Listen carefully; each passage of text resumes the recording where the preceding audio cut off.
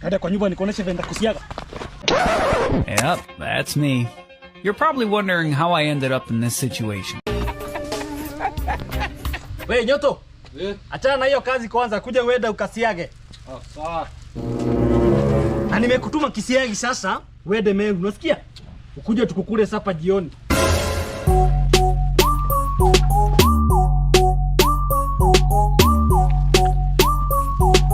A few minutes later. Ama niite Shiro anipeleke tukasiage. Shiro. Kwani yako wapi? Ama niingie nimtafute. Lakini shida nikiingia na mahindi nitakaa mshamba. Taificha wapi? Acha ikae hapo. Hakuna mtu anayeona. Change song. Get ready. I want you to jog. Get ready. Hii imeenda kabisa. Hii imeenda. Shiro.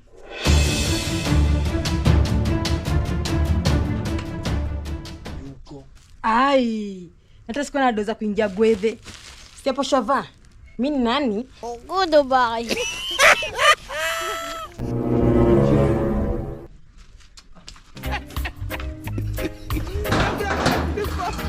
Tatu niende kisiagi. Sabe. Mahindi yangu iko. Ai, na si nimeiacha hapa. Ai, Gai, mwadhani. ni nani amechukua? Sasa nitaambia niko nini vile anakuwa mnoma. Kai, mimi nimeisha. Kisha wewe. Lakini chenye kitazaliwa nitalea, kwani iko nini? Niko. Yes, sasa najua ugali imeiva. Niko ni mapema bado tutapika. Ehe. Alafu niko unakumbuka ile siku ng'ombe ziko zimevuja zikaenda kwa mahindi. Ile siku yenye kulikuwa kunanyesha mvua kubwa sana. Kama si mimi sinawaza zingekula mahindi yote. Unaweza kuwa kijana mzuri wewe ukitaka. Na nikuulize. Gorogoro moja kusiaga mahindi inafikisha pesa gapi? Mahindi. Wanasiaga na 20 saa hii. Lakini kuna makosa kidogo imefanyika. Makosa gani hiyo? Niko unaona ile time nilikuwa naenda kusiaga. Nimefika na hapo kwa kina Shiro.